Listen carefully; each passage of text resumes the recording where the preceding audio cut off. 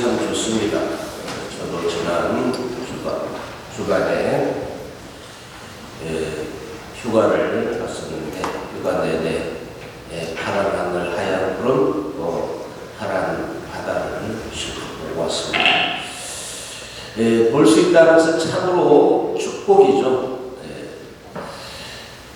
나이 들면서 이렇게 눈이 흐려지기는 하지만 그럼에도 볼 수 있다는 것은 참으로 축복입니다. 여러분은 어떠세요? 잘 보이세요? 네. 안 보이세요? 시력이 얼마나 되세요? 여러분 1.0, 1.5, 2.0, 0.8? 우리가 보통 통상적으로 시력이 좋다 그러면 2.0에 1.5에서 2.0 이 정도 굉장히 이제 좋다고 그러는데 저기 몽골에는 6.0 6.0이면 좌지평선 끝에 있는 사람 보이는. 왜냐하면 목축업을 하면 이렇게 양떼나 이게 짐승떼를 이렇게 무리를 끌고 가는데 저 끝에 있는 우리 눈에는 잘 안 보이는 또 이 사람을 좀 멀리까지 이렇게 보인다는 거예요. 이 어쨌든 6.0 정도의 시력이면 참 좋겠다. 여러분은 어떠세요? 그렇게 시력이 좋으면 좋을 것 같아요. 나이 들면서 눈이 어두워지는 것은 너무나 자연스럽다고 해요. 적당히 보고 볼만한 것만 보고 볼 것만 보라고 자연스럽게 노화가 된다고 그러는 얘기도 있는데 어쨌든 볼 수 있다는 것은 참 축복입니다. 오늘 복음에 나오는 이 성경에 이 바르티메오라는 이 소경은 두 가지 소경 눈이 안 보일 뿐만 아니라 그 거지. 그러니까 돈도 없고 눈도 안 보이고 그 갑갑함이 얼마나 컸겠냐.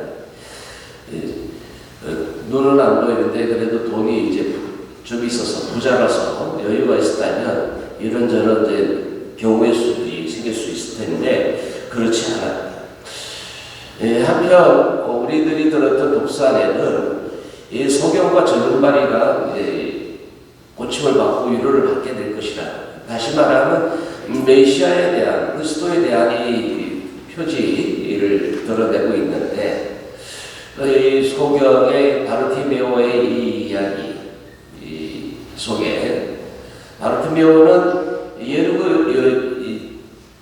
예수님이 떠나신다는 소식을 듣고 예수님께 다윗의 자손 예수님 하고 이렇게 반복적으로 이렇게 반복적으로 다윗의 자손 예수님 저에게 자비를 베풀어 주십시오 하고 청하고 있습니다.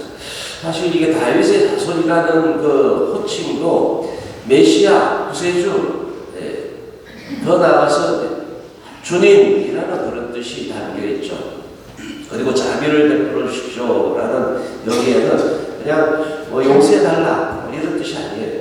이 소경이나 이때의 그 남영 환자 또는 이 절름발이 그 당시에 이해 안에는 이렇게 장애를 갖게 된 것이 하나님의 벌을 받았어. 네가 뭔 잘못이 있어서 뭔 죄를 지어서 그런 것일 거라고 이해를 했기 때문에 소경 자체로 저주받는 사람 또 벌받는 죄인으로 이렇게 취급되었다는 거죠. 거기에 죄인일 뿐더러 그게 가난한 사람, 소위 거지였다는 거죠. 그러니까 사람들로부터 외면받을 수밖에 없는 그 상황 속에 놓인 사람, 외로움도 있을 거고 수치심도 있을 것이고 어떻게 보면은 강요된 그런 자책감도 있을 거예요. 어떤 뭔가 내가 잘못했어. 근데 여기에 나오는 이 바르티메오는 처음부터 태생 소경은 아니었던 것 같습니다. 자기가 처하기를 다시 볼 수 있게 해달라. 그러니까 언젠가는 봤다는 것이죠. 언젠가는 봤던 사람이 소경이 될 때 어떤 연유인지는 모르지만은 어떤 경과를 통해서 이 소경이 되는지는 모르지만 소경이 되었다. 눈을 볼 수 없게 되었다. 요즘으로 이제 따지면 백내장이 왔든지 하여튼 어떤 병이 와서 아니면 사고 때문에 눈이 보이지 않았다. 그러나 예수님이 지나간다는 그 소식을 듣고 예수님만은 나의 눈을 뜨게 해줄 분, 이 어둠 속에서 나를 건져내실 분이라고 굳게 믿고, 스승님, 아니 메시아, 구세주 주님, 하느님 하고 이렇게 다급하게 부르면서 그 절박함으로 예수님께 청하고 있는 것이죠. 예수님이 그를 불러오라. 사람들이 막 이렇게 제지하는데도 그는 아랑곳하면서 더 큰 소리로 외쳤다. 이게 이 절박함으로 외치는 이 외침이 또 다른 부분에서는 우리들에게 기도처럼 여겨진다. 그의 애간장이 없는 자비를 베풀어달라는 이 표현 자체가 유다인들이 쓰는 그 자비라는 그 단어는 이런 뜻이 담겨 있어요. 우리들의 애간장을 녹이는 간절함이 담겨 있는 것이. 그러니까 이 바르티메오의 애간장이 녹는 그 간절한 마음으로 주님께 청하고 있는 것입니다. 자기의 이 깝깝하고 답답하고 정말 부끄러운 이 모습에서부터 건져내실, 그 캄캄한 어둠 속에서 자기를 건져내실 분이라고 믿음을 고백한 것과 같아요. 이러한 것에 대해서 주님은 그를 불러오라고. 사실 우리는 기도하면 이 응답을 받아야 되는데, 이렇게 간절한 마음, 그 절실한 마음으로 기도하는 사람들은 주님은 불러주시, 그의 간절한 척을 들어주신다는 거예요. 근데 내가 너에게 무엇을 해주기를 바라느냐 볼 수 있게 해달라. 다시 볼 수 있게 해달라고 그는 చెప్ప니다. 육적으로 보는 것도 굉장히 중요해요. 잘 보는 것. 이게 우리가 와야 믿는 이 시대, 과학이든 또 이제 물질 만능에, 그래서 뭔가 확실한 거 있어야지 믿겠다고 하는 그런 믿음이 있죠. 바로 토마스 사도처럼 나는 주님의 못 박힌 자국을 눈으로 봐야 믿겠소 라는 그 믿음, 제2의 제3의 우리들의 그러한 방식의 이 믿음 여기에도 봐야 믿는데, 그런데 이 제대로 본다는 것은 굉장히 중요해요.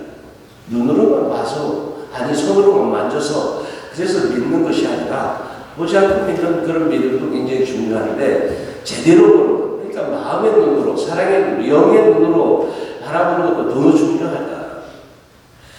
이런 얘기가 있어요. 사랑하면 보게 될 것이고, 보게 되면 더 사랑할 것이다. 같이 한번 해볼까요? 사랑하면 보게 될 것이고, 보게 되면 더 사랑할 것이다. 무슨 말이에요? 사랑하는 마음이 있으면 보인다. 사랑할 때, 또 연애할 때는 그 옆에 있는 콩깍지가 씌워가지고 옆에 있는 이 볼에 있는 이 상처가 보조개로 보인다며. 사랑하니까 더 좋은 것으로 보인다. 그런데 어느 시간이 지나고 세월이 지나면 그냥 미운 마음만, 짜증만 잔뜩 생기는 거죠. 그 전에 좋게 보였던 것까지도. 그런다. 어떤 자매가 그런 얘기를 하더라고요.